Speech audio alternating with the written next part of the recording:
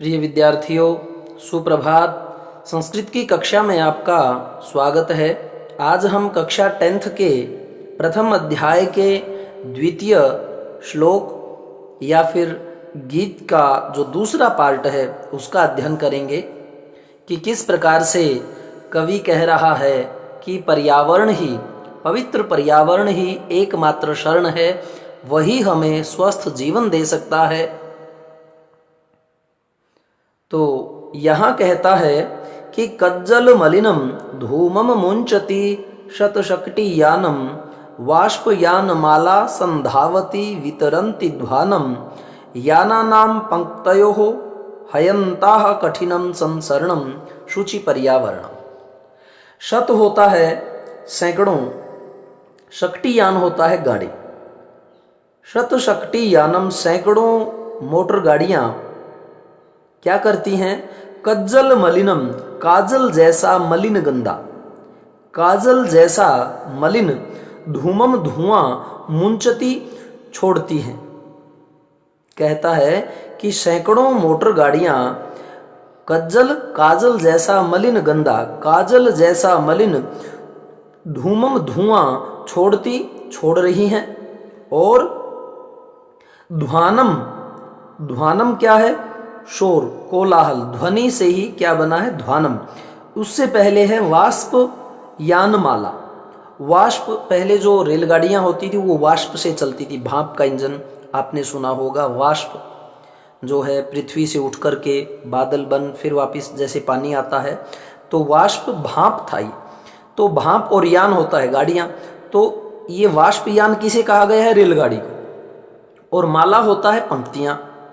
तो कि वाष्पयान माला, रेलगाड़ियों की पंक्तियां क्या करती हैं? ध्वानम, ध्वनि अर्थात कोलाहल, वितरंती, कोलाहल वितरित करती हुई, बांटती हुई, यानी ध्वनि करती हुई, संधावती अपने रेल मार्गों पर दौड़ रही है। सैकड़ों मोटर गाड़ियां क्या कर रही हैं? काजल जैसा मलिन धुआं छोड़ती हुई चल रही हैं। और वाष्पयान माला, रेलगाड़ियां जो हैं ध्वनि कोलाहल करती हुई, वितरंती करती हुई, संधावती अपने मार्ग पर दौड़ रही। आगे है याना नाम। याना नाम सैकड़ों गाड़ियां जो है ही अयंतः।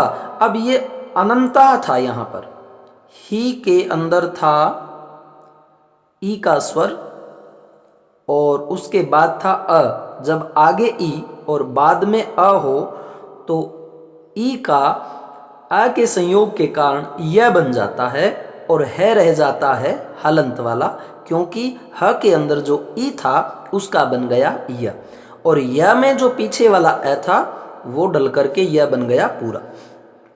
ही अनंतः, ही का अर्थ निश्चय ही आ जाता है, निश्चित रूप से या कन्फर्म रूप देने के लिए जो है ही का प्रयोग करते हैं।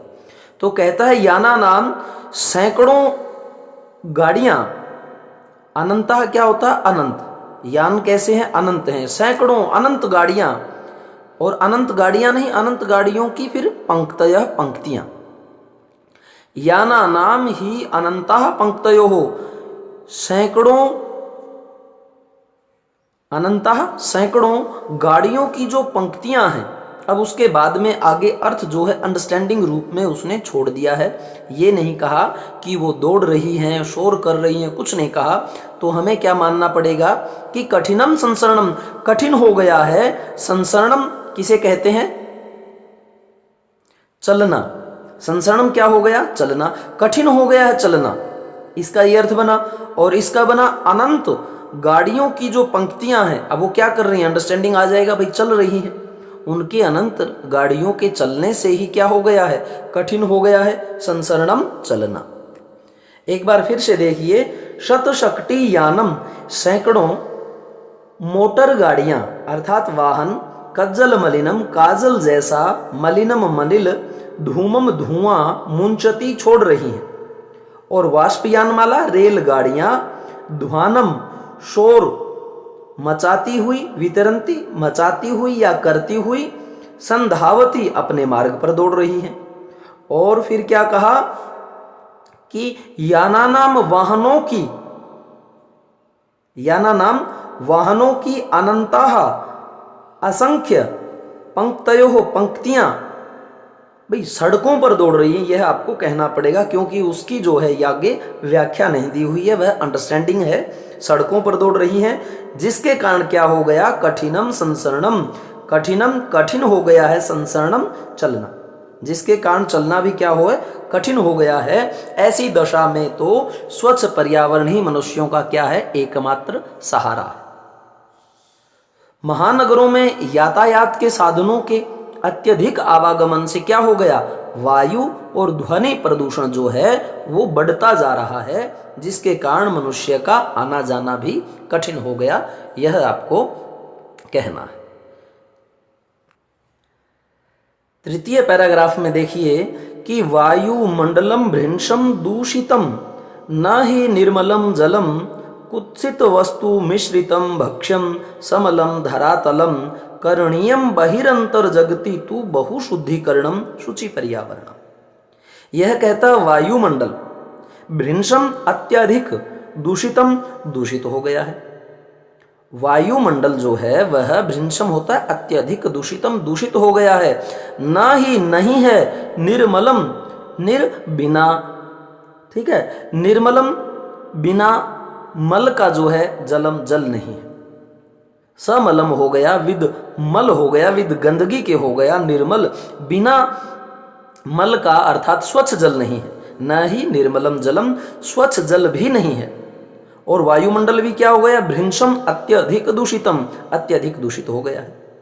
और भक्ष्यम होता है कि खाद्य पदार्थ, भक्ष्यम क्या होता है, खाद्य पदार्थ जो हम खाते हैं उनकी बात कर रहा है कि खाद्य पदार्थ भी क्या हो गया, कुत्सित वस्तु मिश्रितम। कुत्सित वस्तु का अर्थ होता है निंदनीय पदार्थों की, कुत्सित निंदनीय और वस्तु पदार्थों की, कुत्सित वस्तु निंदनीय पदार्थों की, और मिश्रितम मिलावट से युक्त हो गया है।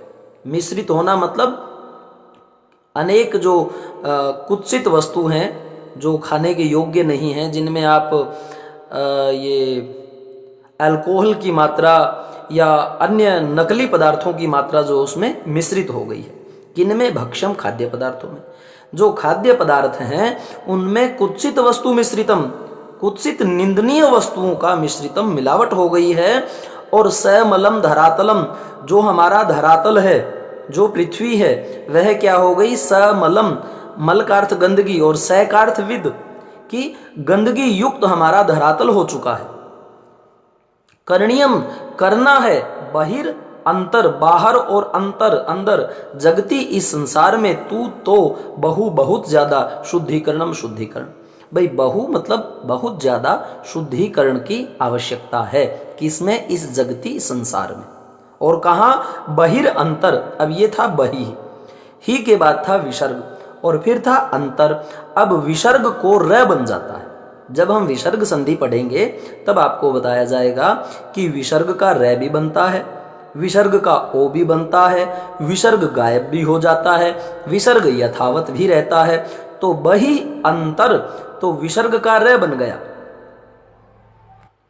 आगे दोबारा से फिर देखिए, जगती इस संसार में बहि बाहर, अंतर अंदर, अंतः अंदर, तू तो बहु बहुत ज्यादा शुद्धिकरणीयम, शुद्धिकरणम करणीयम, बहुत ज्यादा शुद्धिकरण की करणीयम आवश्यकता है, करना है। बहुत ज्यादा जो है जगत के अंदर और बाहर, बहि अंतर बाहर और अंदर, बहु शुद्धिकरण बहुत ज्यादा शुद्धिकरण करणीयम करना चाहिए या करने की आवश्यकता है।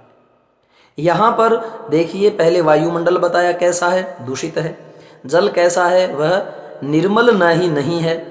और भक्ष्य खाद्य पदार्थ कैसे हैं, कुत्सित वस्तु मिश्रितम, निंदनीय वस्तुओं का मिश्रण हुआ है।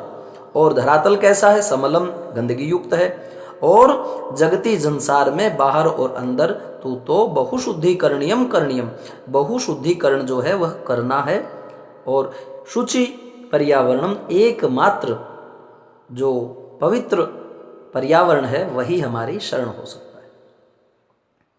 आप ध्यान रखें कि अत्यधिक भौतिक विकास के कारण महानगरों में वायुमंडल के साथ साथ जल भी प्रदूषण हो रहा है। और दूषित होने से खाद्य जो खाने पीने की वस्तुएं वो भी मिलावट हो रही हैं। धरा भी पूरी तरह प्रदूषित हो गई है। इसलिए कवि कहता है कि सभी को मिलकर के वातावरण को शुद्ध करने का प्रयास करना चाहिए। तो प्रिय विद्यार्थियों, आपका दूसरा और तीसरा जो पैराग्राफ था वह संपन्न हुआ। नेक्स्ट जो आपका पैराग्राफ है वो आप दूसरी वीडियो में प्राप्त करेंगे। गुरुजी आरपी शोराण चैनल में जाएं, प्लेलिस्ट में जाएं, वहाँ पर जो है आपको कोष्ठक मिलेंगे 6ठी, 7वीं, 8वीं, 9वीं, 10वीं, वहाँ से अपने वीडियो प्रीवियस भी प्राप्त करें। आपको एक जगह वो मिलेंगे। एक वीडियो को 2 या 3 बार देखोगे, सुनोगे तो आपको समझ में आ जाएगा। और इनके शब्दार्थ को और इनको अच्छी तरह से याद करें, क्योंकि फर्स्ट पैराग्राफ जो है वह आपके फाइनल परीक्षा में 10 नंबर का यहाँ से जो है आपको अंक दिलवाएगा। धन्यवाद।